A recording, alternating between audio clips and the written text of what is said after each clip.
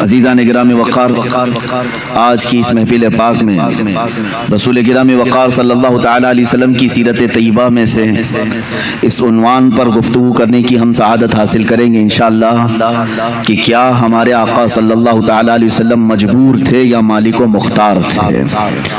حضور پاک صلی اللہ تعالیٰ علیہ وسلم کے اختیارات کیا کیا تھے؟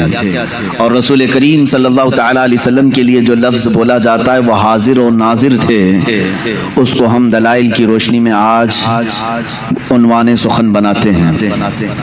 سب سے پہلے میں مرشد گرامی کے اس شعر سے گفتگو کا آغاز کرتا ہوں۔ جہاں بانی عطا کر دیں، بھری جنت ہبا کر دیں، نبی مختار کل ہیں جسے جو چاہیں عطا کر دیں۔ رسول کریم صلی اللہ تعالیٰ علیہ وسلم کے متعلق ہمارا عقیدہ تو یہ ہے کہ اللہ نے ان کو مالک و مختار بنا کر دنیا میں بھیجا ہے۔ ہم مجبور رسول کی بات نہیں کر رہے ہیں بلکہ مختار رسول کی بات کر رہے ہیں۔ ہمارا تو عقیدہ یہ ہے آج دنیا میں جو کچھ بھی ہمیں ملا ہے وہ رسول کے صدقے میں ملا ہے۔ اللہ رب العزت قادر مطلق ہے، وہ چاہتا تو اپنے بندوں کو براہ راست ایمان دے دیتا، وہ چاہتا تو براہ راست سارے مسلمانوں پر، سارے انسانوں پر قرآن اتار دیتا، لیکن اس نے ایسا نہیں کیا، حالانکہ وہ اس چیز پر قادر ہے۔ اللہ رب العزت نے اپنے قرآن عظیم کو اپنی مخلوق تک پہنچانے کے لیے رسول کو ہمارے درمیان اللہ تعالیٰ نے واسطہ بنایا، اور اسی طرح ایمان بھی ہمیں ملا ہے تو رسول کے واسطے سے ملا ہے، اس درے والا سے ملا ہے۔ اب یہاں پر تقریباً میں آپ کو بتاؤں، علماء امت، اساتین امت، سلف صالحین سب کا اس بات پر اتفاق رہا ہے کہ رسول پاک صلی اللہ تعالیٰ علیہ وسلم مالک و مختار ہیں، لیکن اس زمانے میں بعض نقاد طبیعتوں کے لوگ انہوں نے رسول کریم صلی اللہ تعالیٰ علیہ وسلم کی ذات کو بھی موضوع سخن بنایا، تختہ مشق بنایا، اور پھر یہ کہنے لگے محمد صلی اللہ تعالیٰ علیہ وسلم کسی چیز کے مالک و مختار نہیں ہیں۔ میں دلائل کی روشنی میں بھی بات کروں گا اور آپ کے ذہن سے بھی میں سوال کروں گا۔ اللہ رب العزت تو فرما رہا ہے میں نے رسول کو ساری چیزیں دے دی، اور خود رسول پاک صلی اللہ تعالیٰ علیہ وسلم بھی اقرار فرما رہے ہیں کہ مجھے اللہ تعالیٰ نے زمین کے خزانوں کی ساری چابیاں عطا کی۔ یہ حدیث پاک آپ کو صحاح ستہ میں ملے گی، جن کے اوپر ساری امت کا اجماع ہے، تقریباً ساری امت ان احادیث کریمہ کی صحت پر اتفاق رکھتی ہے۔ ان احادیث سے میں بات کر رہا ہوں۔ میرے آقا صلی اللہ علیہ وسلم فرماتے ہیں اعطیت مفاتیح خزائن الارض، اللہ نے زمین کے سارے خزانوں کی چابیاں مجھے دیں۔ اب جس کا یہ کہنا ہے کہ رسول اپنی طرف سے کچھ نہیں دے سکتے، رسول کسی کو کچھ نواز نہیں سکتے، وہ مختار نہیں ہے، ان کو اس بات کا اختیار نہیں ہے، تو میں سمجھتا ہوں یہ بھونڈی سی بات ہے۔ میاں اگر کسی کو کوئی چیز دی گئی ہے تو وہ کیوں دی گئی ہے؟ اللہ رب العزت نے سارے خزانے رسول کو دیے، اللہ نے بھی فرمایا اور رسول بھی کہہ رہے ہیں کہ مجھے سارے خزانوں کی چابیاں دی گئی۔ اب ان سے پوچھو کہ یہ دیا کس لیے ہے؟ اللہ نے ان کو کس لیے دیا ہے رسول کو یہ سارے خزانوں کی چابیاں؟ یہ صرف اور صرف سٹیٹس بنانے کے لیے؟ کیا ایک سٹینڈرڈ مینٹین کرنے کے لیے جیسے کچھ لوگ رکھتے ہیں؟ جب کسی کے پاس کوئی خزانہ آتا ہے، اب ہمیں رسول پاک کی زندگی پڑھنے کے بعد بھی یہ پتہ چل رہا ہے کہ حضور نے پوری 63 سالہ زندگی خزانوں کی چیزیں استعمال نہیں فرمائی، وہ تو نہایت سادی زندگی پر قناعت کرتے رہے۔ اب یہاں سے بات یہی نکلتی ہے اللہ نے اگر اپنے رسول کو سارے خزانوں کی چابیاں دی ہیں تو صرف رسول کو رکھنے کے لیے نہیں بلکہ بانٹنے کے لیے ہی دی ہیں، امت کے لیے دیا ہے۔ اب آپ یہ کہتے ہیں کہ رسول سے مانگنا نہیں چاہیے، تو خزانے ان کے پاس ہیں، نہ مانگے تو پھر کریں کیا؟ خود حضور فرما رہے ہیں میرے پاس سارے خزانوں کی چابیاں ہیں، جس کے پاس چابی ہے اس سے نہ پوچھے، اس سے پوچھنا جرم ہے۔ مثال کے طور پر مسجد کس کی ہے؟ اللہ کی ہے، اس میں کوئی شک ہے آپ کو؟ مسجد کس کی ہے؟ اللہ کی ہے، سارے لوگ جانتے ہیں اللہ کی ہے، یہ اللہ کا گھر ہے، لیکن چابی مؤذن صاحب کے پاس ہے۔ ہم نے مسجد کے انتظامیہ کو بھی دیکھا، صدر ہے، متولی ہے، کوئی بھی ہے، انہوں نے مسجد کی دیکھ بھال کے لیے کسی کو مقرر کیا، کبھی مؤذن صاحب کے پاس، کبھی امام صاحب کے پاس مسجد کی چابی ہے، تو آپ سیدھے اللہ کے گھر میں آنے کے لیے کیوں نہیں کہتے دروازے پہ کھڑے ہو کر کہ اللہ دروازے کھول دے؟ آپ مؤذن صاحب سے کہتے ہیں چابی لائیے، کھولیے، اور یہاں پر آپ کو کوئی شرک کا فتویٰ بھی نہیں دیتا، چابی ان کے پاس ہے، مؤذن صاحب کے پاس۔ تو اگر ہم نے سوال کیا آپ کے پاس دروازوں کی چابیاں ہیں، ذرا کھولے، میں اپنے رب سے ملاقات کروں، اپنے رب کی بارگاہ میں عبادت کروں، ظاہر سی بات ہے ان کے پاس چابی کی ذمہ داری ہے، تو ان سے سوال کرنے میں کوئی حرج نہیں۔ اب جب رسول نے تمہیں بتایا زمین کے سارے خزانوں کی چابیاں میرے پاس ہیں، تو رسول سے سوال کرنے میں کیا حرج ہے؟ حضور سے مانگنے میں کون سی دقت ہے؟ ہم اللہ سمجھ کر کے یا خدا سمجھ کر کے کبھی مؤذن کو یہ نہیں کہتے کہ تو جب چاہے گا دروازے کھلیں گے، نہیں، ہمیں معلوم ہے آپ کو ڈیوٹی پر رکھا گیا ہے۔ ہم اسی طرح عقیدہ یہ بھی رکھتے ہیں، رسول پاک صلی اللہ تعالی علیہ وسلم جن خزانوں پر اللہ نے ان کو قدرت دی ہے، وہ حضور کے خود کے نہیں، اللہ کے عطا کیے ہوئے ہیں۔ رسول پاک کو اللہ تعالی نے مالک بنایا ہے، اسی لیے محدثین نے فرمایا حضور پاک صلی اللہ تعالی علیہ وسلم کا ایک لقب ہے، وہ نائب خدا مطلق ہیں، یعنی اللہ کا جو نائب ہے، اللہ کا جو نائب ہے، تو رب تبارک و تعالی کا جو نائب ہے، تو وہ اس کی زمین پر اختیارات اگر نہیں رکھتا تو پھر نائب کیسا ہے؟ اگر اس کو کچھ بھی اختیارات نہ دیے جائیں تو اس کو نائب کہیں گے؟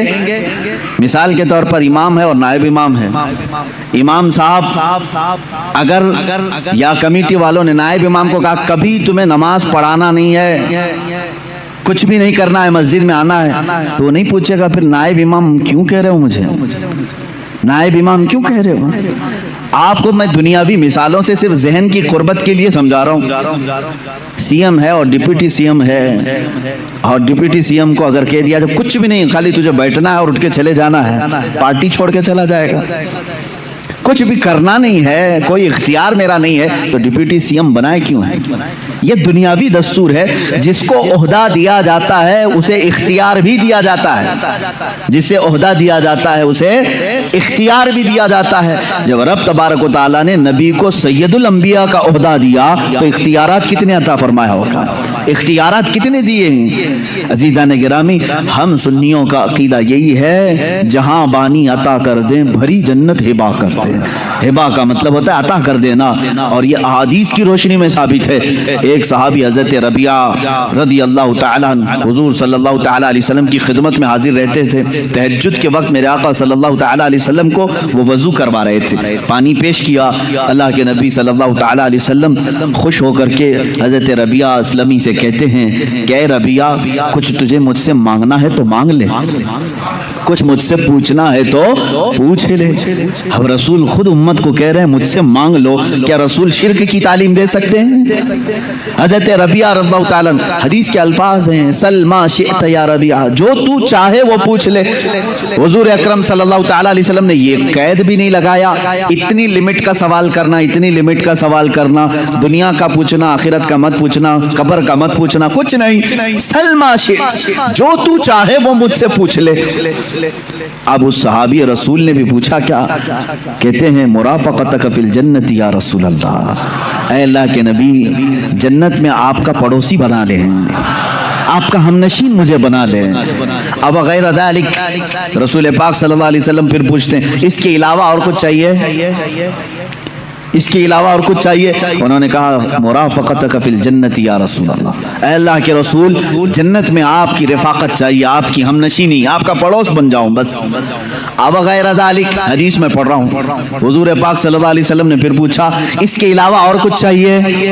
تیسری مرتبہ انہوں نے کہا مرافقتک فی الجنت یا رسول اللہ، اے اللہ کے رسول، جنت میں آپ کی ہمنشینی چاہیے۔ مانگ تجھ سے تجھی کو مانگ کر مانگ لی ساری کائنات، تجھ سے تجھی کو مانگ کر مانگ لی ساری کائنات۔ صحابی بھی وہ بہت دور تک کی سوچتے تھے، انہیں معلوم تھا وہاں کی اگر ہم نشینی مل گئی تو باقی سب ویسی خیرات میں ملے گی، باقی سب تو صدقے میں ملے گی. انہوں نے بالکل لاسٹ اینڈنگ والا سوال کیا ہے. یہ نہیں کہ حساب میرا قیامت میں ہلکا ہو جائے, میزان عمل میں کچھ آپ کی مدد مل جائے, حوض کوثر پہ یہ ہو جائے. انہوں نے لاسٹ اینڈنگ کا سوال کیا, اگر وہ ہم نشینی مل گئی تو یہ ساری منزلیں تو پاس ہو کے ہی ملے گی. اور یہاں پر اب جو بتانا ہے وہ یہ ہے, اللہ کے نبی صلی اللہ تعالی علیہ وسلم اس صحابی سے بار بار یہ کہہ رہے اب غیر ذالک, اس کے علاوہ اور کچھ چاہیے. یہ کون کہتا ہے, یہ کون کہتا ہے پہلے ہی مانگی ہوئی چیز کو دے دیا ہو پھر یہ پوچھتا ہے کہ اس کے علاوہ اور کچھ چاہیے. 3 مرتبہ حضور پاک صلی اللہ تعالی علیہ وسلم نے ان سے یہ سوال کیا. اس کا مطلب ہے کہ تو نے جو سوال کیا وہ تو تجھے مل گیا, اس کے علاوہ بھی کچھ چاہیے تو سوال کر. یہ ہے رسول کریم صلی اللہ تعالی علیہ وسلم کے اختیارات, حضور اکرم صلی اللہ تعالی علیہ وسلم کے تصرفات, جس کو آپ یوں سمجھیں کہ ان کی طاقت و قوت دنیاوی اعتبار سے, اخروی اعتبار سے, شرعی اعتبار سے. میں ساری چیزوں کی طرف آتا ہوں. اللہ کے نبی صلی اللہ تعالی علیہ وسلم کو اللہ تعالیٰ نے اختیارات کا مالک بنایا ہے, اور قرآن اس کی گواہی دے رہا ہے. یأمرهم بالمعروف وینہاہم عن المنکر ویحل لهم الطیبات ویحرم علیہم الخبائث ویضع عنہم اسرہم والاغلال التي كانت علیہم. قرآن پاک میں اللہ فرما رہا ہے وہ رسول تمہارے پاس ہے جو تمہیں اچھائیوں کی کا حکم دیتا ہے, برائیوں سے روکتا ہے. اب جو 2 لفظ آئے ہیں وہ یہ ہے, اللہ فرماتا ہے یحرم علیہم الخبائث ویحل لهم الطیبات, پاکیزہ چیزوں کو تمہارے لیے وہ حلال بناتا ہے اور ناپاک چیزوں کو وہ رسول تمہارے لیے حرام کہہ دیتا ہے. پتہ یہ چلا حرام اور حلال دنیا میں بنانا یہ بھی اختیارات رسول میں سے ہے. رسول جسے کہیں حلال وہ حلال ہے, اور رسول جسے کہیں حرام وہ حرام ہے. اس سے بڑھ کر کیا اور اختیارات کیا چاہیے. ایک صاحب نے کتاب میں لکھ مارا جس کا نام محمد یا علی ہوگا وہ کسی چیز کا مالک و مختار نہیں ہوتا. ان کا بغض تھا, وہ عداوت تھی, نفرت رہی ہوگی. سیدھے نشانہ سادھا اور یوں کہا کہ ان کو کوئی اختیارات نہیں ہوتے. میرے عزیز آؤ, صحابہ کرام رضوان اللہ تعالی علیہم اجمعین یہ جانتے تھے کہ رسول پاک صلی اللہ تعالی علیہ وسلم کو اللہ نے مختار بنایا ہے. کیسے؟ ایک صاحب آئے, حضور صلی اللہ تعالی علیہ وسلم نے خطبے کے لیے ممبر پر خطبہ دیا. یہ بقرعید کا دن تھا, 10ویں ذی الحجہ, اور قربانی کا دن ہوتا ہے. حضور پاک صلی اللہ تعالی علیہ وسلم نے خطبے میں ایک لفظ فرمایا کہ جنہوں نے ہماری عید سے پہلے گوشت ذبح کیا, بکرا ذبح کیا یا جانور ذبح کیا, ان کی قربانی نہیں ہوئی, وہ تو کھانے پینے والا ایک گوشت ہو گیا. جس نے عید سے پہلے قربانی کی اس کی قربانی نہیں ہوئی. رسول کریم صلی اللہ تعالی علیہ وسلم نے جیسی بیان کیا, ایک صحابی کھڑے ہوئے, کہا یا رسول اللہ صلی اللہ تعالی علیہ وسلم میں نے تو یہ سوچا کہ یہ عید کا دن کھانے پینے کا دن ہوتا ہے, میں فجر کے فوراً بعد ہی بکری ذبح کر دیا, گوشت ہو گیا, بن بھی گیا, کھا پی کر کے میں عید میں بھی آ گیا, میری قربانی کا کیا ہوگا؟ رسول کریم صلی اللہ تعالی علیہ وسلم نے فرمایا وہ قربانی نہیں ہوئی, وہ قربانی نہیں ہوئی, وہ تو کھانے پینے کا گوشت ہوا. انہوں نے پوچھا پھر قربانی کے لیے جانور کتنا چاہیے؟ حضور پاک صلی اللہ تعالی علیہ وسلم کی احادیث میں سے ہے 1 سال کا کم سے کم ہونا چاہیے نا بکرا یا بکری. 1 سال سے چھوٹی بکری یا بکرا ذبح نہیں کر سکتے آپ, جائز نہیں ہے آپ کے لیے, وہ جائز نہیں. جانوروں میں, بیلوں میں الگ الگ عمر جو متعین کی گئی. حضور پاک صلی اللہ علیہ وسلم نے فرمایا جاؤ دوسری بکری ذبح کرو. وہ صحابی کھڑے ہوتے ہیں, آقا میرے پاس اس کے علاوہ کچھ بھی نہیں تھا, ایک 6 مہینے کا بکری کا بچہ باقی ہے, کیا میں ذبح کروں؟ حضور پاک صلی اللہ تعالی علیہ وسلم نے فرمایا جا تو ذبح کر لے, تیرے بعد پھر کسی کے لیے حلال نہیں ہوگا, تیرے بعد پھر قیامت تک کسی کے لیے 6 ماہ کے بکری کے بچے کے ذبح کرنے کی اجازت نہیں دی جائے گی. اس کا مطلب ہے نبی مختار کل ہیں, جسے جو چاہیں عطا کرتے ہیں. اللہ کے نبی صلی اللہ تعالی علیہ وسلم وہ شارع اسلام ہیں, بانی اسلام ہیں. یعنی اسلام وہی ہے جو نبی کونین صلی اللہ تعالی علیہ وسلم کے اعمال سے نکلا. سب سے بڑی دلیل حضور کے اختیارات کی, سب سے بڑی دلیل ہماری یہ 5 وقتہ نمازیں ہیں. پورا قرآن ہمیں بتائیں کہ قرآن نے کہیں نماز کا طریقہ نہیں بتایا.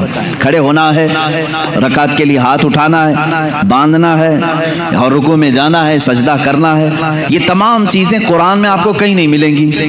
رکوع کی کیفیت کیا ہے؟ رکوع کرنے کا حکم ہے، سجدہ کرنے کا حکم ہے، لیکن اس کی کیفیت کیا ہے؟ کتنا جھکنا ہے، کتنا نہیں ہے؟ تو یہ قرآن میں اس طرح کی بات آئی۔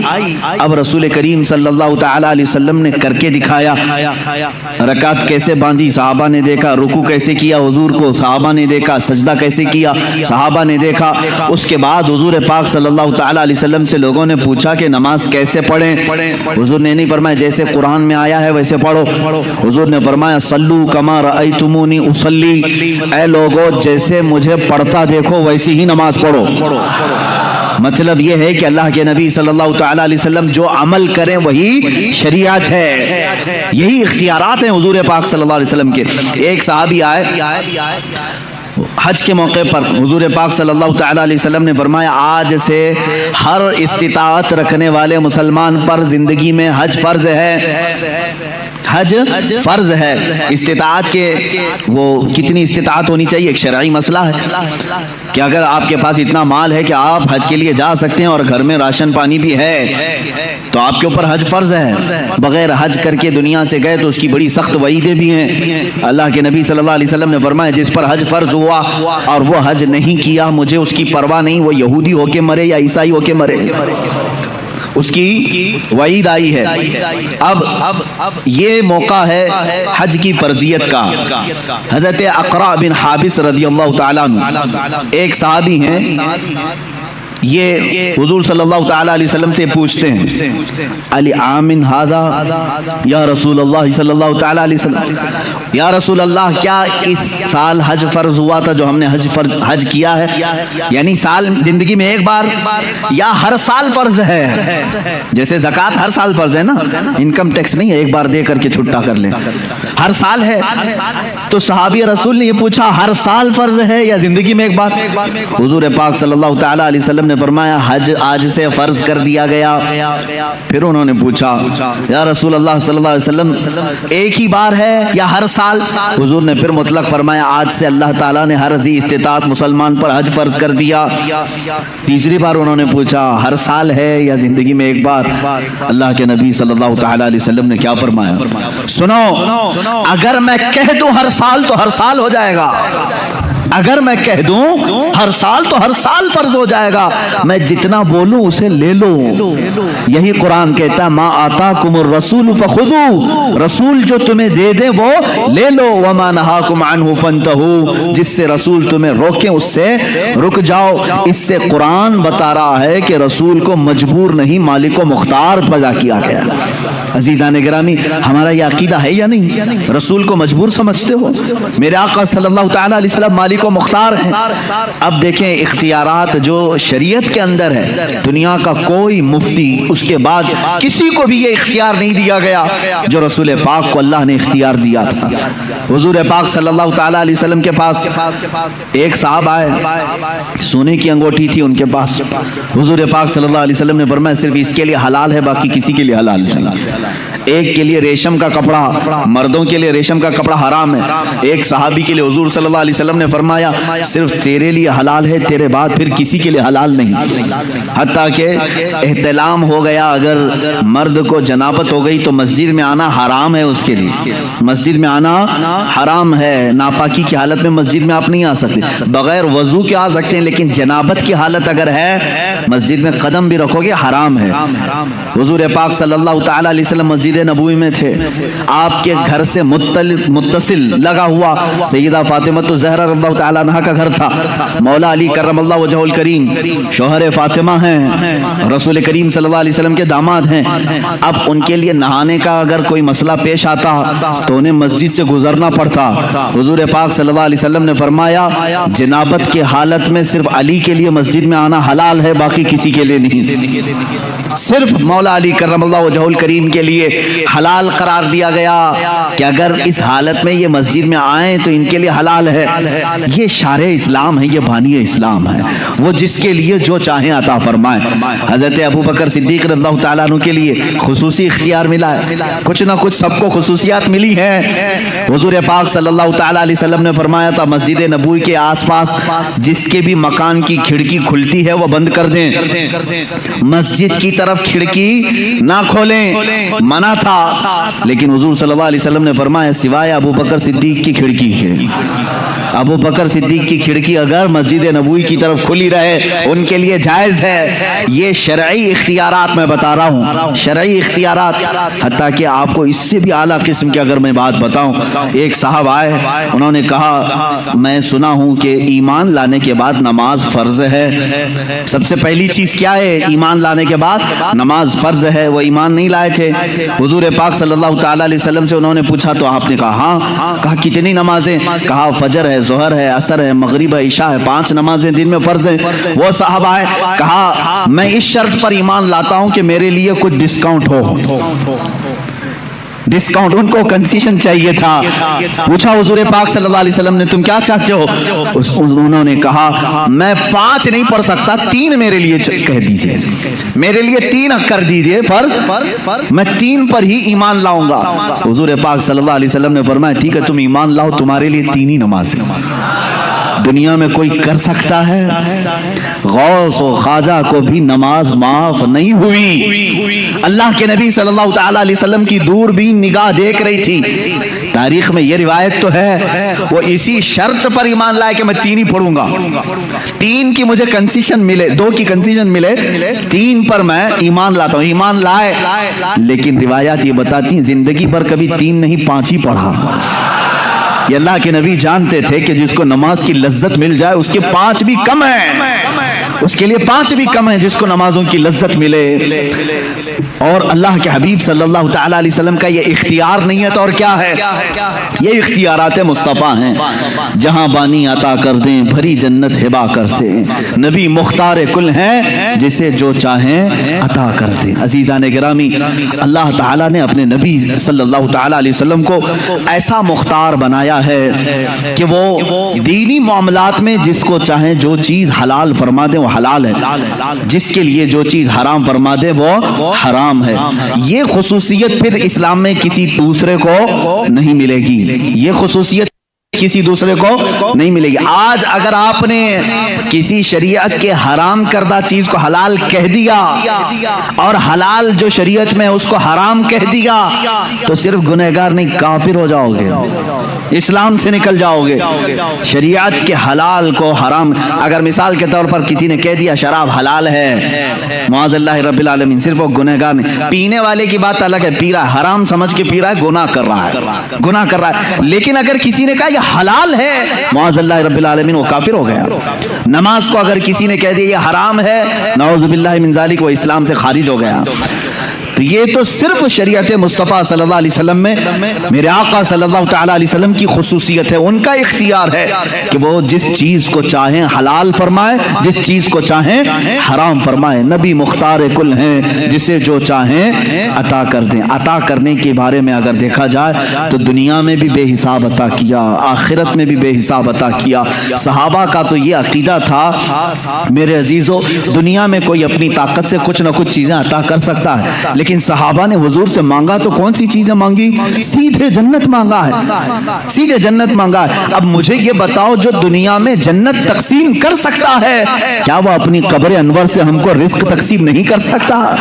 مانگیں گے مانگے جائیں گے، منہ مانگی پائیں گے، سرکار میں نہ لا ہے نہ اگر کی ہے، کون دیتا ہے دینے کو منہ چاہیے، دینے والا ہے سچا ہمارا نبی۔ یہ ہمارے امام نے ہمیں سکھایا ہے۔ جو رسول دنیا میں یہ کہہ دے ابو بکر فی الجنہ، عمر فی الجنہ، عثمان فی الجنہ، علی فی الجنہ، طلحہ فی الجنہ، زبیر فی الجنہ، سعد فی الجنہ، ابو عبیدہ فی الجنہ، سعید فی الجنہ، زید فی الجنہ، رضوان اللہ تعالی علیہ مجمعین، یہ 10 لوگوں کے نام گنائے میرے آقا صلی اللہ تعالی علیہ وسلم اور کہا یہ جنت میں میں ہے، یہ جنت میں ہے، یہ جنت میں ہے۔ مجھے بتاؤ جنت کسی گھر کا نام ہے جو دنیا میں جس کی ٹکٹ کوئی بھی بانٹے؟ آپ میں سے ہے کسی کو اختیار؟ یہ صرف وہی تقسیم کر سکتا ہے جسے اللہ نے اختیار دیا ہے۔ تم جسے چاہو جنت دے دو، اور جس سے رسول منہ پھیر لے اس کے لیے دوزخ ہے۔ ہم جنت کس کو مانتے ہیں؟ جو رسول کے در سے ہی ملے۔ اب مجھے یہ بتائیں، اللہ کے نبی صلی اللہ تعالی علیہ وسلم کا یہ اختیار نہیں ہے تو اور کیا ہے؟ حضور پاک صلی اللہ تعالی علیہ وسلم نے جن کو دنیا میں کہہ دیا وہ جنتی، اب یقین کے ساتھ وہ جنتی ہیں، اس میں کوئی شک نہیں۔ حضرت ابو بکر صدیق رضی اللہ تعالیٰ عنہ کے جنتی ہونے میں شک نہیں کر سکتے، ورنہ رسول کے فرمان پہ آپ کا شک آ جائے گا۔ اللہ کے نبی صلی اللہ علیہ وسلم نے آخرت کی یہاں پر تقسیم کر دی۔ اب یہاں چھوٹی چھوٹی سی باتوں پر الجھے ہوئے ہیں، اتنی بڑی چیز دی ہے رسول پاک نے، اتنی بڑی چیز۔ اب اس میں کیا کیا گارنٹی ملتی ہے معلوم ہے؟ کیا کیا گارنٹی؟ اگر حضور پاک صلی اللہ تعالیٰ علیہ وسلم نے یہ فرما دیا کہ ابو بکر فی الجنہ، مطلب کیا ہے؟ ابو بکر جنت میں ہے، یہ فرما دیا۔ اب اس ایک لفظ سے حضور نے کیا کیا دیا معلوم ہے؟ سب سے پہلی چیز اس بات کی گارنٹی دے دی کہ ان کا خاتمہ ایمان پر ہوگا، بغیر اس کے تو جنت نہیں ہے، یہ گارنٹی ملی۔ اور دوسری چیز حضور پاک صلی اللہ تعالیٰ علیہ وسلم نے فرما دیا ابو بکر فی الجنہ، جنت میں ہیں، اس کا مطلب ہے دوسری گارنٹی ملی قبر میں جنت کی کھڑکیاں کھل جائیں گی۔ تیسری گارنٹی یہ ملی قیامت کے دن حساب کتاب آسان ہو جائے گا۔ چوتھی گارنٹی یہ ملی کہ تم پل صراط سے آسانی سے گزرو گے، اس لیے کہ حضور نے جنت کی جو خبر دی اس سے پہلے یہ ساری چیزیں نکل گئی۔ میرے عزیز ہو، اللہ کے نبی صلی اللہ تعالیٰ علیہ وسلم اتنی بڑی چیزیں جب کسی کو نواز رہے ہیں، اب اگر ہم اپنے گھروں کی فریادیں میرے آقا کو سنائیں تو کسی اور کو کیا تکلیف ہے؟ کسی اور کو کیوں دقت ہے؟ اللہ نے انہیں عطا کیا ہے اور امت کو نوازنے کے لیے ہی عطا کیا ہے۔ رسول کو بھیجا ہی اس لیے ہے کہ بھولی بھالی امت کی وہ دستگیری فرمائے، اور انہوں نے اپنی زندگی میں بھی کیا اور بعد وفات بھی کر رہے ہیں، بعد وفات بھی کر رہے ہیں۔ میرے عزیز و اختیارات کی بات اب میں آپ کو بتاؤں، اللہ کے نبی صلی اللہ تعالیٰ علیہ وسلم دنیا میں اختیارات کتنے رکھتے تھے یہ تو ہم حساب نہیں کر سکتے۔ نمازوں کے معاملے میں حضور نے جو فرما دیا وہ شریعت ہے، روزوں کے معاملے میں جو حضور نے فرما دیا وہ شریعت ہے۔ اب ایک صحابی آئے، دیکھیں یہاں میرے آقا کا انعام و اکرام اور آپ کی عطائیں، قانون سب کے لیے برابر ہے۔ آج جو جج ہے وہ بھی کسی کو قانون سے الگ نہیں کر سکتا، اس کے پاس بھی اختیار نہیں، لیکن میرے آقا صلی اللہ تعالیٰ علیہ وسلم قانون ساز ہیں، قانون بنانے والے۔ وہاں پر کسی کے لیے ایکسپٹ رکھا جا سکتا ہے۔ ایک صحابی آیا ہے، کہا یا رسول اللہ صلی اللہ تعالیٰ علیہ وسلم میں روزہ توڑ لیا، روزہ رمضان کا روزہ میں نے توڑ لیا، کھا لیا، کیا کروں؟ کہا کفارہ ہے، جان بوجھ کر کے جو روزہ توڑے گا کفارہ ہے۔ کیا ہے کفارہ؟ کہا یا تو ایک غلام کو آزاد کر، یا تو پھر 60 روزے کنٹینیو رکھ، 2 مہینے کنٹینیو روزے رکھنا۔ ایک روزہ جس نے چھوڑا اس کا کفارہ ہے 2 مہینے روزہ رکھنے پڑیں گے، یا تو پھر 60 مسکینوں کو کھانا کھلا۔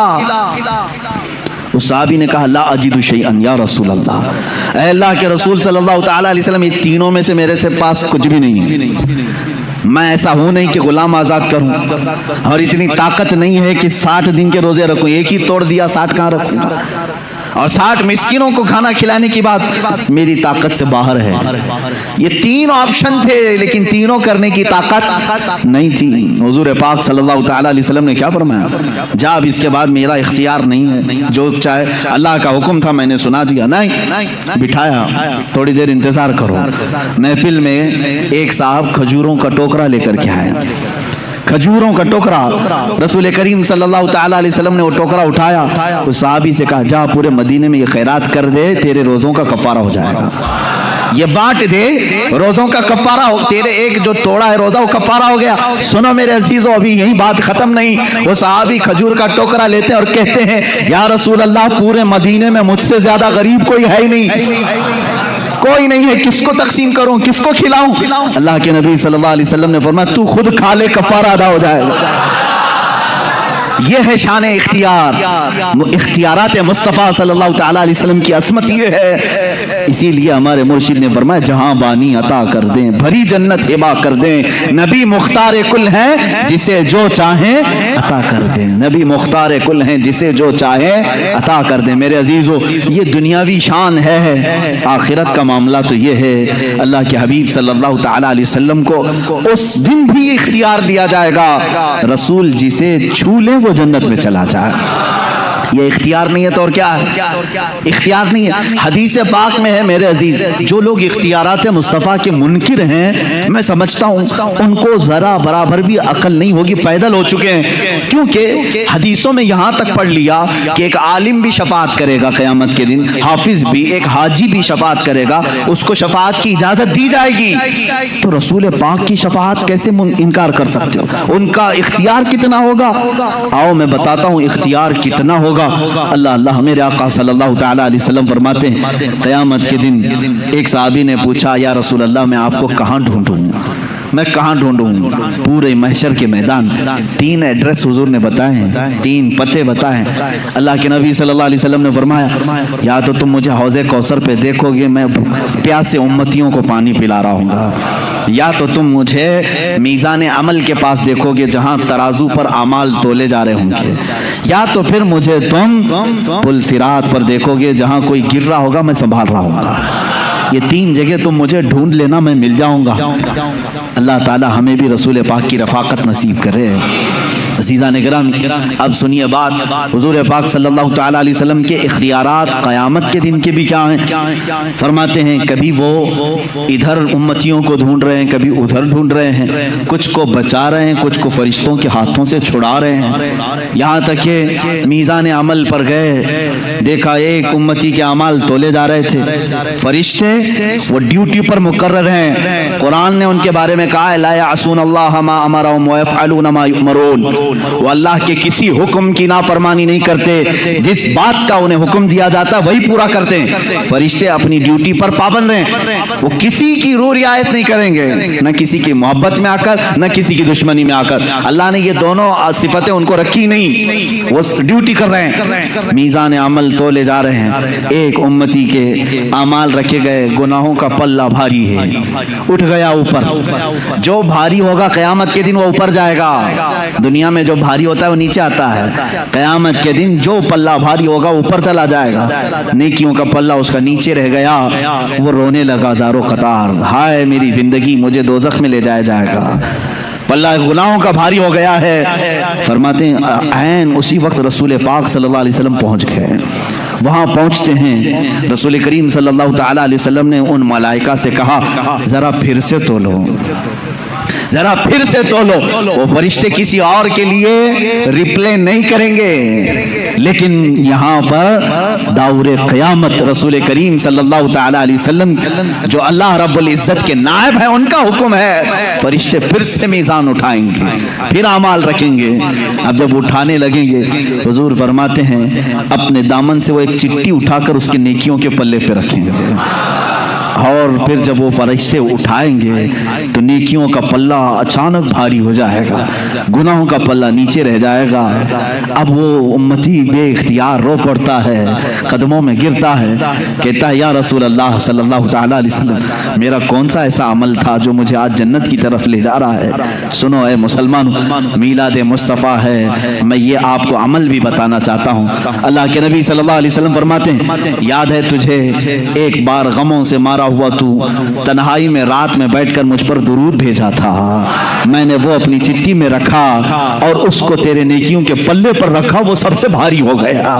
یہ نبی مختار کل ہیں جسے جو چاہیں عطا کرتے ہیں. عزیزان گرامی, اتنا عقیدہ بھی اگر نہیں ہے تو میں سمجھتا ہوں مسلمان کس بات کے ہوئے ہو. امام اہل سنت فاضل بریلوی رحمۃ اللہ تعالی علیہ نے فرمایا ہے رسول پاک صلی اللہ تعالی علیہ وسلم کے اختیارات کا, اور تم پر میرے آقا کی عنایت نہ صحیح, ان کو کہہ رہے ہیں. تم کہتے ہو حضور کی کوئی مہربانی نہیں, کوئی مہربانی نہیں, وہ کچھ نہیں عطا کر سکتے. اعلیٰ حضرت فرماتے ہیں اور تم پر میرے آقا کی کوئی عنایت ہی نہ صحیح. نجدیوں کلمہ پڑھانے کا بھی احسان گیا, کلمہ پڑھانے کا بھی احسان گیا، آج لے ان کی پناہ، آج مدد مانگ ان سے، پھر نہ مانیں گے قیامت میں اگر مان گیا۔ وہاں تو سب مانیں گے، وہ کفار و مشرکین بھی مانیں گے، سب مانیں گے، لیکن وہ اعتبار نہیں ہوگا، بلکہ اسی ایمان کا اعتبار ہوگا جو تو رہتی دنیا میں ان کا اقرار کیا تھا۔ الحمدللہ ہم اپنے رسول کو مالک و مختار مانتے ہیں، اور اعلیٰ حضرت رضی اللہ تعالیٰ عنہ نے اس کے جواب میں یہ بھی فرمایا ہے، اے مسلمانوں، اگر چاہتے ہو کہ مسلمان دنیا سے جاؤ، ایک ہی عمل ہے، انہیں جانا، انہیں مانا، نہ رکھا غیر سے کام، للہ الحمد میں دنیا سے مسلمان گیا۔ انشاءاللہ العزیز وہ مسلمان جائیں گے دنیا سے جو یہ عمل جاری رکھیں گے، انہیں جانا، انہیں مانا، نہ رکھا غیر سے کام۔ ہمیں ارے غیرے سے کیا لینا دینا، کسی کی جے وجے کیوں پکارے، کیا غرض ہم کو، ہمیں کافی ہے سید اپنا نعرہ یا رسول اللہ، ہمیں کافی ہے سید اپنا نعرہ، بس ہماری زندگی اسی پر ہے۔ اللہ کے نبی صلی اللہ تعالیٰ علیہ وسلم کے اختیارات یوم قیامت، قیامت کے دن جن لوگوں کے اوپر جہنم واجب ہو گئی، ان لوگوں کو اللہ کے نبی صلی اللہ تعالیٰ علیہ وسلم سفارش کر رہے ہیں، بلکہ بعض محدثین نے یہ تک لکھا ہے، حضور نے جب یہ فرمایا شفاعتی لأہل الکبائر، حضور صلی اللہ علیہ وسلم نے فرمایا میری امت کے بڑے بڑے گنہگاروں کے لیے میری شفاعت ہے، بڑے بڑے گنہگاروں کے لیے میری شفاعت ہے، لیکن توبہ کر کے مرا ہو، ایمان کی حالت میں گیا ہو، بے ایمانوں کے لیے نہیں، جو ایمان کی حالت میں گیا، گناہ تھے، حضور شفاعت کر رہے ہوں گے، لیکن قیامت کا منظر بھی ایک عجیب ہے۔ وہاں کیا ہوگا، جو پرہیزگار ہیں، جو نیکوکار لوگ ہیں، وہ آئیں گے بڑے بڑے گنہگاروں کے پاس، وہ کہتے ہیں تھوڑے گناہ قرضے میں دیتا ہوں، یہ بھی روایت ہے۔ بڑے بڑے پرہیزگار کس کے پاس آئیں گے، گنہگاروں کے پاس، تھوڑے گناہ قرض میں دو، کیوں، وہاں تو کوئی بوجھ اٹھانے والا نہیں، لیکن کچھ پرہیزگار پوچھ رہے ہوں گے، کہتے ہیں اس لیے کہ رسول پاک بڑے بڑے گنہگاروں کی شفاعت کر رہے ہیں، ہم بھی اس میں آ جائیں۔ واہ، حضور اعلیٰ حضرت فاضل بریلوی رضی اللہ تعالیٰ عنہ فرماتے ہیں کیا ہی ذوق افزا شفاعت ہے تمہاری، واہ واہ، قرض لیتی ہے گناہ پرہیزگاری، واہ واہ۔ قیامت کے دن رسول کریم صلی اللہ تعالیٰ علیہ وسلم کے اختیارات، آپ مجھے یہ بتاؤ کہ حضور صلی اللہ تعالیٰ علیہ وسلم بڑے بڑے گنہگاروں کے لیے شفاعت فرما سکتے ہیں، تو یہ اختیار نہیں ہے تو اور کیا ہے؟ اللہ رب العزت قیامت کے دن کے متعلق قرآن میں کئی جگہ فرمایا وَكَم مِّن مَلَكٍ فِي السَّمَاوَاتِ لَا تُغْنِي شَفَاعَتُهُمْ شَيْئًا إِلَّا بِإِذْنِ اللَّهِ، کتنے تو ملائکہ ایسے ہیں اللہ کے مقرب، ان کو کسی کو شفاعت کرنے کی اجازت نہیں مگر اللہ کی اجازت سے، کوئی نہیں کرے گا مگر اللہ کی اجازت سے، تو اللہ اجازت دے گا، قرآن پاک میں ہے مَنْ ذَا الَّذِي يَشْفَعُ عِنْدَهُ إِلَّا بِإِذْنِهِ، کون ہے جو اس کی بارگاہ میں شفاعت کرے گا سوائے اس کی اجازت کے؟ ہم بھی یہی مانتے ہیں کہ کوئی شفاعت نہیں کرے گا سوائے اللہ کی اجازت سے، اور رسول پاک صلی اللہ تعالیٰ علیہ وسلم کو اس نے شفیع بنایا ہے، کل شفاعت کا اختیار عطا کیا ہے، حتیٰ کہ قیامت کے دن کے متعلق انشاءاللہ العزیز میں عرض کروں گا، ایک دن قیامت ہوگی بھی کیوں، اللہ رب العزت سب جانتا ہے، میرا مولا گناہوں کو بھی جان رہا ہے، نیکیوں کو بھی جان رہا ہے، ادھر مرے ادھر جنت میں ڈال دیں، جو گنہگار ہیں ادھر دوزخ میں ڈال دیں، یہ قیامت کا منظر، یہ سارا معاملہ، اس کو امام زمن فاضل بریلوی کے برادر گرامی فرماتے ہیں فقط اتنا سبب ہے انعقاد بزم محشر کا، فقط اتنا سبب ہے انعقاد بزم محشر کا کہ ان کی شان محبوبی دکھائی جانے والی ہے، ان کی شان محبوبی دکھائی جانے والی ہے، وہاں دکھایا جائے گا کہ ہمارا رسول کون ہے۔ عزیزان گرامی، ہم اسی انتظار میں ہیں کہ آج لے ان کی پناہ، آج مدد مانگ ان سے، پھر نہ مانیں گے قیامت میں اگر مان گیا۔ رسول کریم صلی اللہ تعالیٰ علیہ وسلم کے اختیارات کے متعلق یہ بحث تھی کہ حضور مالک و مختار ہیں، دنیا میں جب تک آپ کی ظاہری حیات تھی تب بھی تھے، بعد وفات بھی ہیں، وہ رسول کریم صلی اللہ تعالیٰ علیہ وسلم بعد وفات بھی مختار ہیں۔ اب ایک دوسرا عنوان ہے، دوسرا مسئلہ ہے، اسی سے چونکہ میں نے آج ہی آپ کو تقریر کے شروع میں ہی کہا، ایک اور بات آپ سنتے رہتے ہیں، حاضر ناظر، حاضر ناظر، یہ کیا ہے؟ اختلافات کا ایک سبب بھی بنا ہوا ہے کچھ لوگوں کے درمیان، حالانکہ اختلاف نہیں کرنا چاہیے، ہم یہ کہتے ہیں کہ اللہ کے نبی صلی اللہ تعالی علیہ وسلم حاضر و ناظر ہیں. حاضر و ناظر عربی کا لفظ ہے. حاضر کا مطلب آپ سمجھ رہے ہیں, آپ میرے سامنے حاضر ہیں, میں آپ کے سامنے حاضر ہوں. حاضر کا اپوزٹ غائب ہے. ناظر کا مطلب ہوتا ہے دیکھنے والا. ہم اپنے نبی کو کیا کہتے ہیں؟ وہ حاضر بھی ہیں اور دیکھ بھی رہے. یہ عقیدہ ہے, حاضر بھی ہیں ناظر بھی. لیکن ہمارے مخالفین کا کہنا یہ ہے اس طرح کا عقیدہ اگر تم رسول کے بارے میں رکھو گے یہ شرک ہو جائے گا. یہ شان اللہ کی ہے, یہ شان اللہ کی ہے کہ وہ حاضر ہے اور ناظر ہے. میرے عزیزوں پھر مجھے یہ بتانا پڑے گا اگر رسول کے بارے میں ہم یہ عقیدہ رکھ لیں حاضر ہے اور ناظر ہے تو شرک ہو جائے گا, کیونکہ اللہ کی شان. آؤ میں تمہیں بتاتا ہوں کس کس کو یہ طاقت اور بھی ملی ہوئی. رسول پاک صلی اللہ تعالی علیہ وسلم کے بارے میں ہم عقیدہ یہ رکھتے ہیں کہ نہیں؟ سنا ہے آپ ہر عاشق کے گھر تشریف لاتے ہیں, میرے گھر میں بھی ہو جائے چراغاں. ہماری تمنا ہے یارو کہ ہمارے آقا ہمارے گھر تشریف لائیں گے, اور وہ آتے بھی ہیں, ہزاروں نہیں لاکھوں مومنین کو نوازتے بھی. تو جو حاضر ہوگا وہی آئے گا اور جو ناظر ہے وہ دیکھ رہا ہے. میں اس کو دلیل سے ثابت کروں گا, دلیل سے. پہلے قرآن پاک کی آیت ہم پڑھتے ہیں. اللہ رب العزت نے فرمایا انا ارسلناک شاہدا ومبشرا ونذیرا وداعیا الی اللہ باذنہ وسراجا منیرا.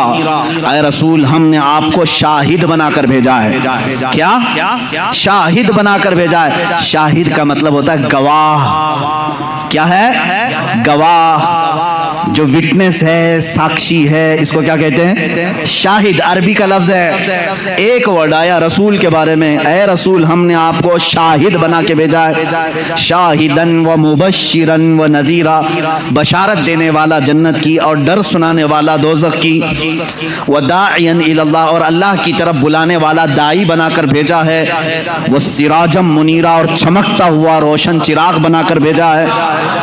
سراج کہتے ہیں سورج کو. سورج بھی سراج سے بنا ہوا ہے. سراج کیا ہے؟ سورج ہے. دو ورڈ پر آج میں گفتگو کرتا ہوں. پہلا لفظ ہے اللہ فرما رہا ہے گواہ بنا کر بھیجا. ہم پوچھتے مولا کس پر گواہ بنایا ہے؟ کس پر گواہ بنایا ہے؟ قرآن پاک کی دوسری آیتیں ہیں, اللہ تعالیٰ فرماتے ہیں تمام انسانیت پر رسول کو گواہ بنایا ہے. وَيَكُونَ الرَّسُولُ عَلَيْكُمْ شَهِيدًا, رسول تم سب پر گواہ ہے. اب کس پر؟ سب پر کا مطلب ہے آدم علیہ السلام سے لے کر قیامت تک آنے والے سارے لوگوں پر رسول کیا ہیں؟ گواہ ہیں. قیامت کے دن رسول گواہی دیں گے. رسول گواہ ہیں. اب آؤ میں تمہیں بتاتا ہوں گواہ بننے کے شرائط کیا ہیں. دنیا ہی میں دیکھ لو, کورٹ میں جاؤ, جج کے سامنے وٹنس بن کر کے میاں صاحب انہوں نے مرڈر کیا ہے, میں وٹنس بن کر کے آیا ہوں. جج سب سے پہلا سوال یہ کرتا ہے کیا تو موقع پر حاضر تھا جب مرڈر ہو رہا تھا تب تو تھا؟ وہ کہے گا ہاں, تو نمبر 1 شرط پائی گئی. دوسرا سوال یہ اندھا تو نہیں تھا, دیکھ رہا تھا؟ وہ کہے گا ہاں میں مرڈر ہوتے دیکھا بھی ہوں, آئی وٹنس, آنکھوں دیکھا. گواہ کے اندر جب 2 چیزیں ہوں تو اس کی گواہی جج کے پاس قبول ہے. اور اگر گواہ نے کہا نہیں میں گھر میں بیٹھا تھا, جج صاحب کیا کہیں گے؟ جاؤ ابھی پھر گھر میں بیٹھو. اگر وہ کہے نہیں تھا لیکن دیکھا نہیں تو پھر اس کی گواہی کا انکار ہوگا. نہیں تو گواہی دینے کے قابل نہیں. گواہ کے لیے ضروری ہے کہ موقع واردات پر موجود ہو اور وہ واردات ہوتی ہوئی دیکھ بھی رہا ہو. گواہ کی یہ 2 شرطیں ہیں. اب آؤ قرآن کہتا ہے رسول پوری انسانیت پر آپ گواہ ہیں. اس کا مطلب ہے قیامت کے دن اگر ہمارے جرموں کے بارے میں کچھ پوچھا جا رہا ہوگا تو رسول کو گواہ بنا کر کے پیش کیا جائے گا. رسول اگر گواہی دے دے قبول ہے. اب کیوں گواہی قبول کی جا رہی رسول کی؟ سنو میرے عزیزو, اس لیے کہ ہر امتی کے ان حالات کے وقت رسول حاضر بھی تھے ناظر بھی تھے. گواہ وہی ہے جو حاضر بھی ہو, ناظر بھی ہو, موجود بھی ہو, دیکھ بھی رہا ہو. اور اگر وہ نہیں دیکھ رہے ہیں جیسے کہ تمہارا عقیدہ ہے, پیٹ پیچھے نہیں دیکھتے, تو پھر وہ گواہ کیسے بنیں گے قیامت کے دن؟ اگر تم کہتے ہو وہ نہیں آ سکتے صرف مدینے میں ہے, تو پھر وہ گواہ کیسے بنیں گے قیامت کے دن؟ تمہیں ماننا پڑے گا اگر رسول گواہ ہیں قرآن کے مطابق تو وہ حاضر بھی ہیں اور ناظر بھی ہیں. اب آؤ میں آپ کو یہ بتاتا ہوں کہ یہ شرک کا جو بھنڈارا کھولا ہے انہوں نے، ایک ٹوکرا ہے ان کے پاس، جن جن چیزوں کو لو شرک کی مٹھائیاں بانٹیں۔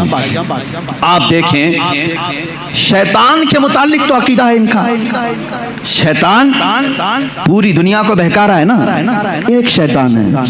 ان سے پوچھو ہم لوگ یہاں پر 1000 لوگ نماز پڑھ رہے ہیں، سارے نمازیوں کو شیطان بہکاتا ہے کہ نہیں؟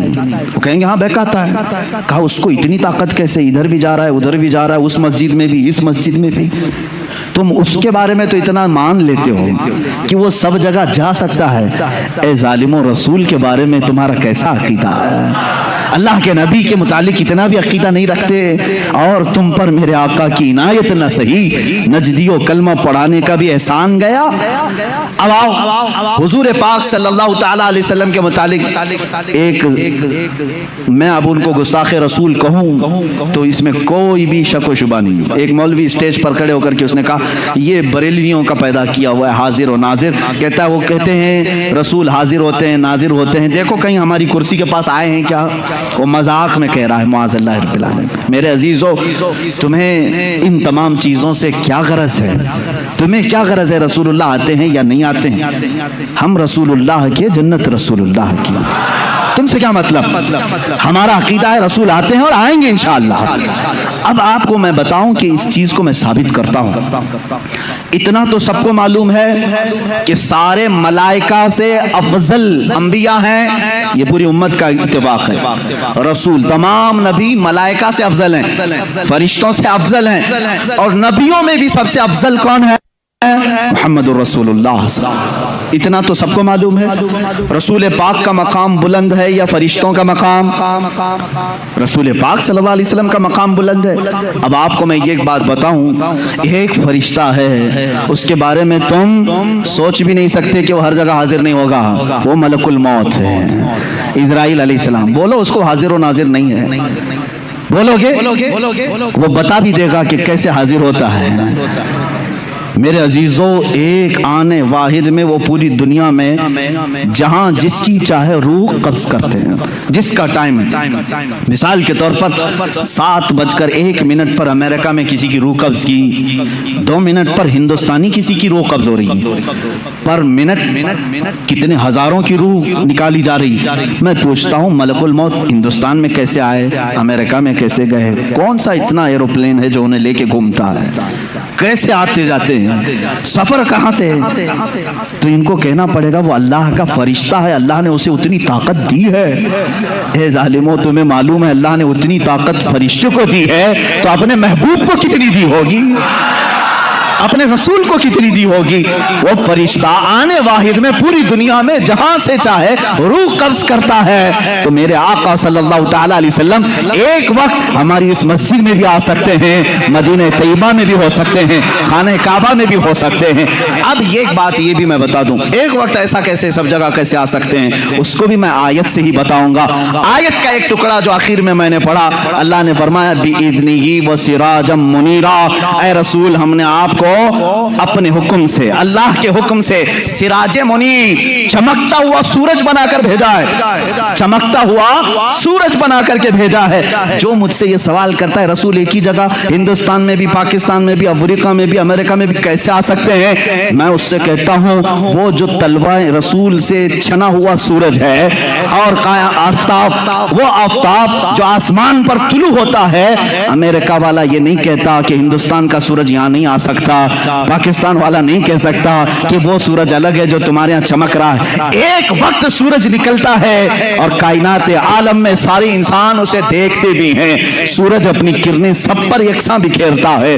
جب یہ سورج کا حال ہے، یہ سورج کا حال ہے، اعلیٰ حضرت فاضل بریلوی رحمۃ اللہ تعالی علیہ نے یہ فرمایا ہے کہ یہ سورج، چاند، تارے ان کو چمک کیسے ملی، ان کو چمک کیسے ملی؟ فرماتے ہیں کہ روزے शब मेराज अल्लाह के नबी सल्लल्लाहु ताला अलैहि वसल्लम या इससे कबल जब अल्लाह तबारक ताला ने अपने नबी का नूर पैदा किया, आला हज़रत फरमाते हैं कि इनको जो रोशनी मिली है वो नहाने में जो कतरे गिरे थे कटोरे तारों ने भर लिए थे, हुजूर पाक सल्लल्लाहु ताला अलैहि वसल्लम के नूर पाक के जो छींटे थे वो इन छींटों को इनको दिया गया और ये रोशनी से पूरी दुनिया को चमका रहे हैं। उस रसूल पाक के नूर से मुस्तआर सूरज पूरी दुनिया में एक वक्त चमक सकता है तो हबीबे किबरिया बैक वक्त लाखों मोमिनीन की कब्र में कैसे नहीं आ सकते। हमारा अकीदा है हम जब दुनिया से रुखसत होंगे हमारी कब्रों में भी मेरे आका तशरीफ लाएंगे। अब और एक दलील में भेजता हूँ, रसूल करीम सल्लल्लाहु ताला अलैहि वसल्लम हाजिर हैं और नाजिर हैं, इसको तो कुरान से मैंने साबित किया। कुरान की आयत नंबर 1 वो गवाह हैं, गवाह के लिए शर्त क्या है, मौके पर होना है और देख रहा भी हो। और दूसरी दलील ये है अल्लाह ने उनके मुतालिक फरमाया सिराजम मुनीर है, चमकता हुआ सूरज है। तो सूरज को एक वक्त में हजारों जगह जाने में कोई दिक्कत नहीं आती। तुम अपने ऊपर ख्यास मत करना, तुम नहीं जा सकते बगैर बस के, बगैर ट्रेन के, बगैर प्लेन के। अपनी तरह रसूल को भी समझते हो, तुम अपनी तरह अगर समझोगे तो ये तुम्हारी खाम ख्याली है। अपने ऊपर कभी कयास मत करना, वो रसूल है, अल्लाह ने उनको वो जो मर्तबे दिए हैं जहां तक तुम्हारी सोच भी परवाज नहीं कर सकती। अज़ीज़ान गिरामी वक़ार, अल्लाह के नबी सल्लल्लाहु ताला अलैहि वसल्लम साहब इख्तियार भी हैं और हाजिर व नाजिर भी हैं। ये दोनों अकीदे आपके हैं। अब आपको मैं बताता हूँ, हुजूर पाक सल्लल्लाहु ताला अलैहि वसल्लम का हमा वक्त हाजिर रहना और ज़रूरी भी है, ज़रूरी भी है। क्योंकि हुजूर पाक सल्लल्लाहु ताला अलैहि वसल्लम के फरमान के मुताबिक हुजूर ने खुद फरमाया, अल्लाह के नबी सल्लल्लाहु ताला अलैहि वसल्लम फरमाते हैं कि जब कभी मेरा उम्मती मुझ पर सलाम भेजता है, जब कभी, यह हदीस में है, जब कभी मेरा उम्मती मुझे सलाम भेजता है मैं उसके सलाम का जवाब देता हूं क़यामत तक। हुजूर पाक सल्लल्लाहु ताला अलैहि वसल्लम फरमाते हैं क़यामत तक आने वाले मोमिनीन जो सलाम करेंगे वो हुजूर उसका जवाब दे रहे होंगे। आज भी तुम सलाम करोगे तो जवाब दे रहे हैं। अब जवाब देने वाले के लिए हाजिर होना जरूरी है। सलाम किसको करेंगे आप? सलाम किसको करें? अंधाधुन सलाम करेंगे आप? हमारे सामने जो है उसे सलाम करते हैं और जवाब भी सुनने वाला देता है। और मेरे आका फरमा रहे हैं मैं अपने हर उम्मती का जवाब देता हूं। अल्लाह के नबी सल्लल्लाहु ताला अलैहि वसल्लम अगर उनको तुम हाजिर नहीं मानोगे तो और एक मसला पेश आ जाएगा, नमाज तुम्हारी कंप्लीट नहीं हो पाएगी। एक बड़ा मसला है। अरबी का वर्ड मैं तुम्हें तर्जुमा करके बताऊंगा, तर्जुमा करके। मिसाल के तौर पर लफ्ज़ काफ जो है अरबी में मुखातिब के लिए, यानी तू, तुम, आप कहने के लिए। जैसे मैं कहूँ कैफा हालुका, हालुका का मतलब हुआ तुम्हारा हाल कैसा है। अरबी में मैंने पूछा तुम्हारा हाल कैसा है, तुम सामने रहोगे तो ही पूछूंगा ना, सामने रहोगे मैं पूछूंगा कैफा हालुका, आपकी तबीयत कैसी है, तुम खैरियत से हो। तू, तुम, आप ये अल्फाज कब बोले जाते हैं? जब आदमी सामने होता है, सामने वाले को ही लफ्ज़े काफ से खिताब करते हैं, लफ्ज़े काफ से खिताब करते हैं। अब मिसाल के तौर पर दूर रहने वाले को लफ्ज़े हु से खिताब करते हैं। हु का मतलब होता है वो आदमी। अब मैं पूछूं कैफा हाल हु, उसका हाल कैसा है, जो यहाँ नहीं है उसको ऐसा। समझ में आ रही बात? ये ग्रामर है अरबी की। अब आओ तुम्हारी नमाज इनकम्प्लीट कैसे होती है अगर हुजूर को हाजिर नहीं समझोगे। नमाज पढ़ लिया आपने, सूरह फातिहा भी पढ़ ली, क़िरात भी कर ली, रुकू भी कर लिया, सजदा भी कर लिया, कादे में आकर बैठे, कादे में आकर बैठे, यहाँ एंडिंग है नमाज का, नमाज खत्म होने वाली है। अब अत्तहियात पढ़ते हुए आए, अत्तहियातु लिल्लाहि वस्सलावातु वत्तय्यिबातु अस्सलामु, क्या कहोगे? अस्सलामु अलैका। का मतलब होता है आप, अस्सलामु अलैका का मतलब हुआ आप पर सलाम हो। और इतना ही नहीं, अय्युहन नबी, ऐ नबी। सामने वाले को ऐ कह करके पुकारते हैं। ऐ करके किसको पुकारते हैं? जो सामने हो। अस्सलामु अलैका अय्युहन नबी, ऐ नबी आप पर सलाम हो। अब यहाँ तुम नहीं सोचोगे कि नबी यहाँ नहीं है तो सलाम तुम्हारे अत्तहियात में बदल लो आज से। अत्तहियात का सलाम बदल लो, यूं कहो, मैं सिखा भी देता हूं, अस्सलामु अलैहि, वहां कहो अलैहि, यानी सलाम उन पर हो। तुम्हारा नबी जो तुम्हारे सामने नहीं है, तुम ऐसे सलाम करो। सुन्नियों का नबी, उनके सामने हम कहेंगे अस्सलामु अलैका, ऐ नबी आप पर सलामती हो। सहाबा ने भी यही कहा, ताबईन ने भी यही कहा, औलिया कामिलीन ने भी यही कहा, फुकहा ने भी यही कहा, मुहद्दिसीन ने भी यही कहा, सब पूरी उम्मत ने हुजूर को सलाम पेश किया। कैसे? ऐ नबी आप पर सलामती हो। इसका मतलब है वो अकीदा रख कर सलाम कर रहे थे। नमाजों के वक्त नबी को हाजिर व नाजिर तस्लीम करना होगा, और तुम नहीं मानोगे तो नमाज तुम्हारी इनकम्प्लीट है। हम अल्लाह के नबी सल्लल्लाहु तआला अलैहि वसल्लम के मुतालिक यह अकीदा रखते हैं कि वो हाजिर हैं, नाजिर हैं। अरे अजीजों, कसूर अपनी निगाहों का है वरना आशिकों देखो, कसूर अपनी निगाहों का है वरना आशिकों देखो। सरे महफिल ही अक्सर मेरे सरकार आते हैं, अक्सर महफिलों की वो रौनक है, सरे महफिल ही अक्सर मेरे सरकार आते हैं। सहाबा इकराम रिज़वानुल्लाहि ताला अलैहिम अजमाइन ने अल्लाह के नबी सल्लल्लाहु ताला अलैहि वसल्लम को बनफ्से नफीस अपनी जमातों में महसूस किया है, उनके बाद ताबईन ने महसूस किया है, और जिन लोगों ने हुजूर पाक सल्लल्लाहु ताला अलैहि वसल्लम को देखा है, तो अगर वो हाजिर व नाजिर ना हो, हाजिर नहीं हो सकते तो कोई दूसरा देख कैसे सकता है? हाजिर ना हो तो कोई कैसा देख सकता है? अजीजा ने गिरामी, जो अकीदा ये फैलाया गया था, अब इसका पोस्टमार्टम भी देख लें आप, किसने ये शुरू किया था कि रसूल मरकर मिट्टी में मिल गए, मुआज़ल्लाहि रब्बिल आलमीन, वो ना तुम्हें देख सकते हैं, ना तुम उन्हें मांग सकते हो, पूछ सकते हो। कल जो बात मैंने बताई थी, मुस्तशरिकीन जो यहूद व नसारा इस्लाम को पढ़ते हैं और इस्लाम में शक व शबह डालने की कोशिश करते हैं, उन्होंने ये शोशा छोड़ा था ताकि उम्मत रसूल से दूर हो जाए, इसलिए कि तुम्हारे अंदर जो सबसे बड़ा पावरफुल और सबसे बड़ा मजबूत अकीदा जो है वो अपने रसूल को लेकर के है। इसलिए कि यहूदी इस बात का एतराफ करते हैं, इन्हें मार दो, इन्हें कत्ल कर दो, इनके घर लूट दो, इनको जिला वतन करो, ये सब बर्दाश्त करते हैं, लेकिन ये अपने नबी की अजमत पर आई हुई बात को बर्दाश्त नहीं करते। आज भी दुनिया इस बात को मान रही है, इनके अंदर अगर कोई चिंगारी बाकी है जो इन्हें जमा करती है तो वो रिश्ता रसूल है, मोहब्बत रसूल है, अजमत मुस्तफा है, और यही चीज खत्म करने के लिए वो एड़ी चोटी का जोर लगाए हैं। लेकिन जालिमों, याद रखना, तुम अपने मुंह के फूकों से अल्लाह के नूर को बुझा नहीं सकोगे। अल्लाह अपने चिराग को सुबह क़यामत तक रोशन और शानदार रखेगा। रसूल करीम सल्लल्लाहु तआला अलैहि वसल्लम की मोहब्बत और अकीदत दुनिया में हमेशा बाकी रहेगी, चाहे लोग बिकते हों बिक जाएं, टूटते हों टूट जाएं। आज ही किसी साहब ने मेरे सामने ये तज़किरा किया, आइंदा आने वाले हालात बड़े खराब हैं, लोगों को खरीदा जा रहा है, अपनी पार्टी में लेने के लिए पैसों की लालच दी जा रही है, ओहदे दिए जा रहे हैं। मैं कहता हूं मियां होने दो, जितना तलछट है, जितना कचरा है, छटने दो, इसलिए कि अल्लाह रब्बुल इज्जत का ये उसूल है, वो अपने नबी के गुलाम बिल्कुल प्योर रखना चाहता है, वो खालिस रखना चाहता है। जो बचेगा वो यहां भी साथ रहेगा, वहां भी साथ रहेगा। मेरे अजीजों, तुम अपनी मुकद्दर का फैसला कर लो, बिकने वालों में हो या रसूल पाक पर मिटने वालों में हो। तुम अपनी जिंदगी का फैसला सीख लो, चंद सिक्कों में अपने आप को बेच दोगे या जन्नत के नाम पर अपने रसूल पर अपनी गर्दन फिदा करोगे। दोनों ऑप्शन तुम्हारे पास आज हैं। आज दुनिया इस तरह के अकीदे लाकर हमारे दरमियान जो डाल रही है, वाहिद मकसद है कि रसूल की अज़मत इनके सीनों से निकल जाए, ये रसूल को हल्का समझ ले। जैसे लोगों ने कहा, ये बातें किसने कहा था? कुरान कहता है नबियों के बारे में पहले की उम्मतें क्या कहती थी? वक़ालू मा लिहाज़ा रसूल याकुलु त्तआम व यमशी फिल अस्वाक़, ये रसूल कैसे ये खाना खाते हैं हमारी तरह, बाजारों में फिरते हैं हमारी तरह, आम बशर हैं। उन्होंने यही कहा था पहले की कुफ़ार और मुशरिकीन ने।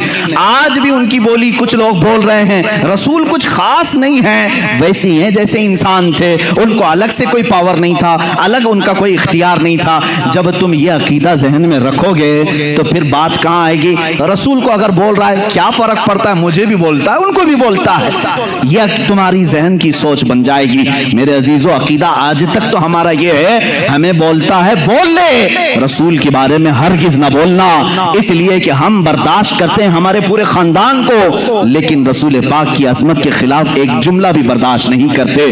हमारी जो ताकत है, जिस तरह से हो ہم اس کا دفاع کرتے ہیں۔ ابھی ابھی سننے میں یہ آ رہا ہے فرانس کی حکومت نے پھر رسول پاک صلی اللہ تعالی علیہ وسلم کے گستاخی کے کارٹون بنانے اور توہین آمیز لہجے میں حضور پاک صلی اللہ علیہ وسلم پر ڈسکس کرنے کے یہ مناظر عام کی۔ کسی بلڈنگ پر انہوں نے ایک خاکہ لگایا، اسکول میں ایک ٹیچر وہاں پر حضور کے اسکیچ بناتا تھا، کارٹون بناتا تھا، اور وہ تو جہنم واصل ہو گیا۔ ایک بچہ ہی اس کو قتل کر دیا، مار دیا، ختم ہو گیا۔ اور گستاخ رسول کی یہی سزا ہے، دنیا میں بھی اور آخرت میں بھی۔ دنیا میں تو تم نے پا لیا، یہ تو صرف اللہ نے اس لیے دنیا میں کسی کو اس طرح کی سزا دلوا دی تاکہ ہم جیسے عاشقان رسول کا کلیجہ ٹھنڈا ہو جائے۔ باقی اس کی جو سزا ہے وہ تو ہم جی بھر کر کے آخرت میں دیکھیں گے، جی بھر کر دیکھیں گے گستاخ رسول کی جو سزا ہے۔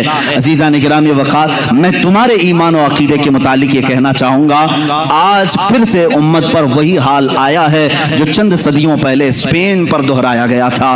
حضور پاک صلی اللہ تعالی علیہ وسلم کی عظمت سے چھیڑ چھاڑ، اسلام اور مسلمانوں کے متعلق ہرزہ سرائی کرنا، قرآن کو لے کر ڈیبیٹ کرنا، یہ کیا آج عام نہیں ہو رہا ہے؟ ہمارا مذہب کھلواڑ بنایا جا رہا ہے۔ میرے عزیزو، آج میں بڑے جو اپنے قائدین ہیں، جو سرکردہ لوگ ہیں، جو اپنے دانشور کہلاتے ہیں، ان سے بھی میں مؤدبانہ گزارش کروں گا، ان معاملات کو ہلکے میں نہ لو، ان معاملات کو ہلکے میں نہ لو۔ تمہاری داستان تک نہ رہے گی داستانوں میں، نہ سنبھلو گے تو مٹ جاؤ گے ہندی مسلمانوں، تمہاری داستان تک نہ رہے گی داستانوں میں۔